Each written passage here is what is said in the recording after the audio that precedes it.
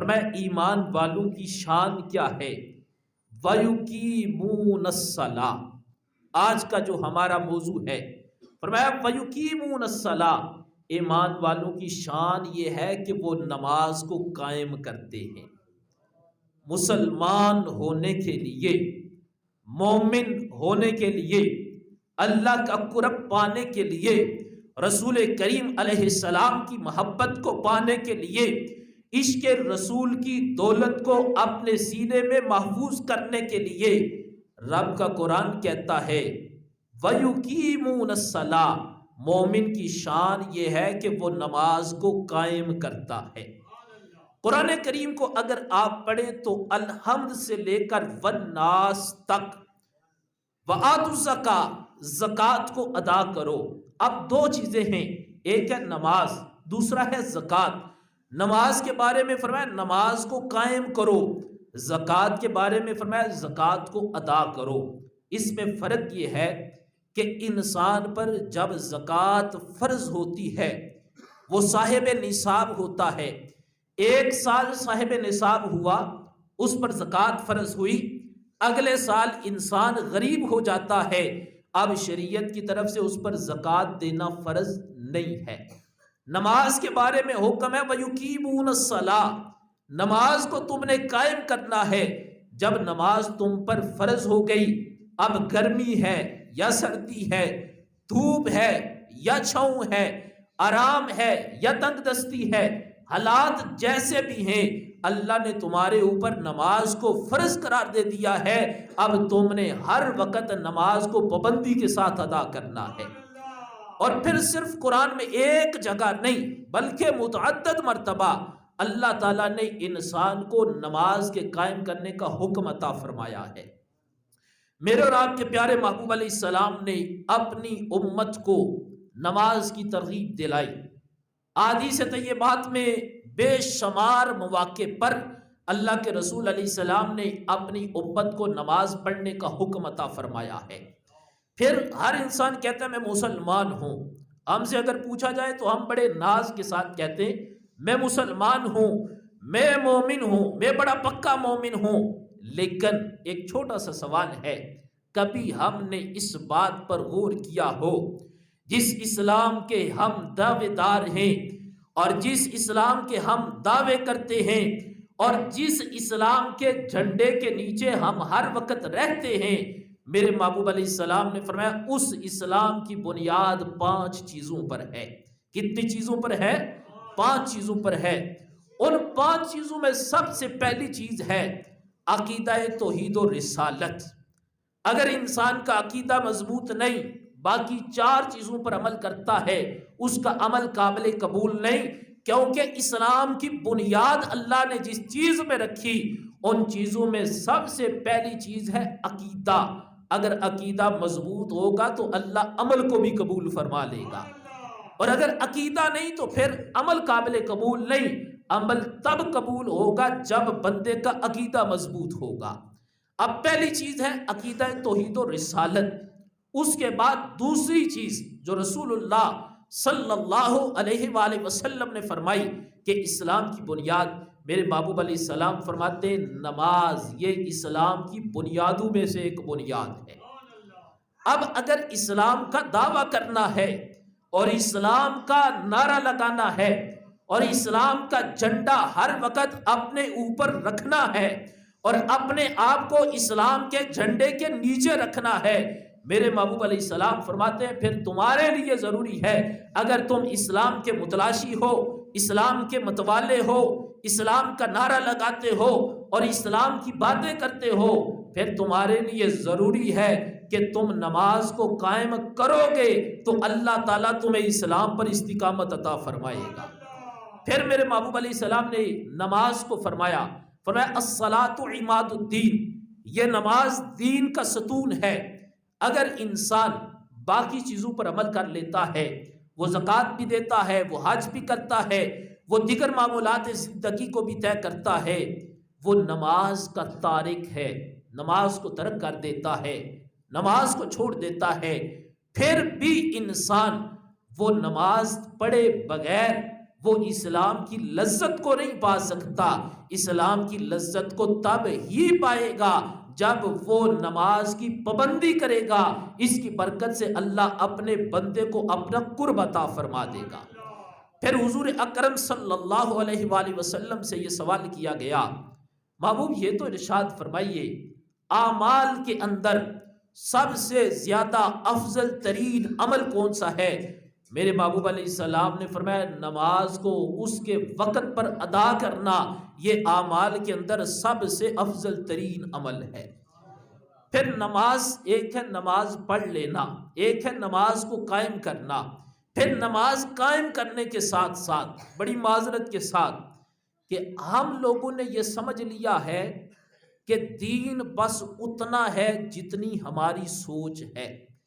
پہلے لوگوں کی سوچیں دین کے تابع ہوتی تھی، آج کل ہماری یہ مرضی ہوتی ہے کہ دین ہماری سوچ کے تابع ہو۔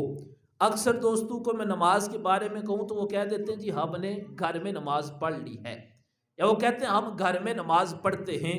مجھے یہ بتاؤ کہ گھر میں نماز پڑھنے کا حکم مردوں کے لیے ہے یا عورتوں کے لیے ہے؟ کس کے لیے ہے جی؟ عورتوں کے لیے حکم ہے گھر میں نماز پڑھیں، اور مردوں کے لیے حکم ہے مسجد میں جماعت کے ساتھ نماز پڑھیں۔ اور جماعت کے ساتھ نماز پڑھنا یہ مسلمان پر واجب ہے۔ اگر کوئی بندہ جان بوجھ کر نماز کی جماعت کو ترک کر دیتا ہے تو وہ گنہگار ہو جاتا ہے۔ حضور علیہ السلام کی بارگاہ میں ایک شخص آئے، آ کر بتانے لگے محبوب ہمارا فلاں بھائی ہے، وہ اپنا مکان مسجد نبی شریف کے قریب بنانے لگے ہیں۔ حضور علیہ السلام نے اپنے صحابی کو بلایا، فرمایا میرے صحابی یہ تو بتاؤ تمہارا گھر بڑے دور ہے اور وہاں سے چل کر نماز پڑھنے آتے ہو، میں نے سنا ہے کہ آپ اپنا مکان مسجد نبی شریف کے قریب بنانے لگے ہو، اس کے اندر وجہ کیا ہے؟ صحابی عرض کرتے محبوب اس لیے نیت صرف میری اتنی ہے، میری یہ نیت ہے کہ میرا مکان مسجد کے قریب ہوگا، جب مسجد میں اذان ہوگی میں پہلے مسجد میں جاؤں گا اور کہیں ایسا کوئی موقع نہ آئے کہ میری جماعت رہ جائے۔ محبوب اس نیت کے ساتھ میں اپنا مکان مسجد کے قریب بنانا چاہتا ہوں۔ اب دیکھو اللہ کے رسول علیہ السلام نے جب صحابی کا یہ جذبہ دیکھا، حضور علیہ السلام نے منع فرما دیا، فرمایا میرے صحابی جہاں پر تمہارا مکان ہے وہاں پر رہو، مسجد کے قریب آپ نے مکان نہیں بنانا۔ صحابہ اعتراض تو کر سکتے نہیں تھے، جو محبوب فرماتے صحابہ ہر وقت اسی کو قبول فرما لیتے۔ صحابی رسول نے عرض کی محبوب جو آپ نے فرمایا میں نے اس کو قبول کر لیا، محبوب میں اس پر عمل کروں گا، لیکن حضور اس میں راز کیا ہے؟ میرے محبوب علیہ السلام نے فرمایا میرے صحابی تمہارا گھر مسجد سے دور ہے، تم دور سے چل کر آتے ہو، فرمایا تم جتنے قدم چل کر آتے ہو اللہ تعالیٰ ہر قدم کے بدلے تمہیں نیکیاں عطا فرماتا ہے۔ میرے محبوب علیہ السلام نے جب یہ فرمایا تو صحابی رسول نے عرض کی محبوب میں ادھر سے چل کر آؤں گا، جتنا زیادہ چل کر آؤں گا اتنا زیادہ اللہ تعالیٰ مجھے ثواب عطا فرمائے گا۔ اب یہ ہے نماز کی برکتیں۔ میرے محبوب علیہ السلام ارشاد فرماتے ہیں جب کوئی بندہ وہ نماز پڑھنے کے لیے آتا ہے، نماز سے قبل حضور فرماتے ہیں اس کے اللہ تعالیٰ نماز کی برکت سے اس کے گناہوں کو معاف فرما دیتا ہے۔ اور پھر ہمارے اسلام میں تو میرے محبوب نے اپنی امت کو کیا کیا تحفے عطا فرمائے۔ رب کعبہ کی قسم ہے نماز کی بڑی برکت ہے، نماز کی بڑی عظمت ہے، یہ اسلام ایسا دین ہے۔ میرے محبوب فرماتے ہیں جب میرا امتی نماز کی تیاری کرتا ہے اور نماز کے لیے وضو کرتا ہے، جب وضو کرتے وقت اپنے ہاتھ دھوتا ہے وضو کی نیت سے، فرمایا اللہ اس کے ہاتھوں کے گناہوں کو بھی معاف فرما دیتا ہے۔ پھر میرے محبوب فرماتے ہیں وہ کلی کرتا ہے، اللہ تعالیٰ اس کے منہ کے گناہوں کو معاف فرما دیتا ہے۔ پھر میرے محبوب فرماتے ہیں وہ ناک میں پانی ڈالتا ہے، اللہ تعالیٰ اس کے ناک کے گناہوں کو معاف فرما دیتا ہے۔ پھر میرے محبوب فرماتے ہیں انسان اپنا چہرہ دھوتا ہے، فرمایا جب وہ چہرہ دھوتا ہے اللہ اس کے چہرے کے گناہوں کو معاف فرما دیتا ہے۔ پھر میرے محبوب فرماتے ہیں وہ اپنے ہاتھوں کو دھوتا ہے، اللہ اس کے ہاتھوں کے گناہوں کو معاف فرما دیتا ہے۔ اب نماز کی برکتیں تو اپنی جگہ ہے، نماز کی اہمیت تو اپنی جگہ ہے، نماز کی عظمتیں تو اپنی جگہ ہیں۔ نماز سے پہلے جب بندہ وضو کرتا ہے، میرے محبوب فرماتے ہیں وضو کی برکت سے کائنات کا رب میرے امتی کے گناہوں کو معاف فرما دیتا ہے۔ معزز و محتشم سامعین و ناظرین، ضرورت اس امر کی ہے۔ نماز پہ کتنے میں نے بیان کیے، آپ نے بڑے بیان سنے، آپ نے قرآن میں پڑھا، کتابوں میں پڑھا۔ بچپن تھا تو اسکول میں کتابوں میں پڑھتے آئے نماز فرض ہے، مسجد میں آتے تھے تو پتہ چلتا تھا نماز فرض ہے۔ میں بیان کر دیتا ہوں، آپ سن لیتے ہیں۔ کمی ایک چیز کی ہے کہ ہم نمازی، بولو تو صحیح، ہم نمازی بن جائیں۔ ہر بندہ اس دور میں، کوئی امیر ہے یا غریب ہے، ہر بندہ اپنے گھر کے اندر پریشان ہے، کوئی اولاد کی وجہ سے، کوئی مال کی وجہ سے، کوئی صحت کی وجہ سے، کوئی روزگار کی وجہ سے، لیکن اللہ نے ساری پریشانیوں کا حل اپنے دین کے اندر رکھ دیا ہے۔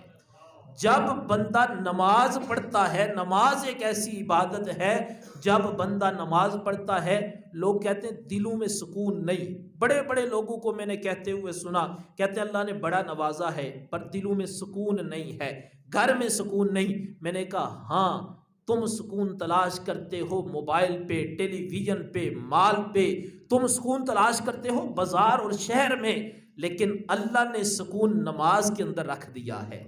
اگر چاہتے ہو دلوں میں سکون آئے تو آؤ اللہ کی بارگاہ میں سجدہ کرو، اس کی برکت سے اللہ تمہیں دلوں کو سکون عطا فرما دے گا۔ اگر چاہتے ہو رزق میں برکت آئے، ہم کہتے ہیں رزق میں برکت نہیں کسی نے کچھ کر دیا ہے، میں کہتا ہوں جس کے اٹھنے کا وقت 12 بجے ہو اور نماز فجر کو پڑھے نہ، میرے محبوب فرماتے ہیں اللہ نے میری امت کو یہ انعام عطا فرمایا ہے، صبح کے وقت میں اللہ نے میری امت کے رزق کے اندر برکت کو رکھا ہے۔ جو صبح کو اٹھے نماز پڑھے اس کی برکت سے اللہ اس کے رزق کے اندر برکتیں عطا فرما دیتا ہے۔ اس لیے کوشش کریں کہ ہم سارے نمازی بن جائیں۔ سارے حضرات کوشش کریں گے جی، کہ کام اتنا مشکل نہیں ہے جتنا ہم نے سمجھ لیا ہے۔ ایک دوست وہ جمعہ پڑھنے آیا کرتے تھے تو میں اکثر نماز کا کہتا رہتا۔ ایک دن آ کر مجھے کہنے لگے کہ آگے بھی جمعہ پڑھتا تھا، نماز کا آپ کہتے تھے، آج آپ نے نماز کا کہا، آج میں نے نیت کر لیا کہ آج کے بعد میں نماز شروع کر دوں گا، اور پھر انہوں نے نماز شروع کر لی۔ اب جب انہوں نے شروع کی، بندہ کام شروع کرتا ہے، نیت پکی کرتا ہے، اللہ تعالیٰ اس پر اس کو استقامت عطا فرماتا ہے۔ تو اس لیے سارے حضرات یہ کوشش کریں کہ ہم 5 وقت کے نمازی بنیں۔ اللہ تعالیٰ سب کو عمل کی توفیق عطا فرمائے۔ وما علینا الا البلاغ۔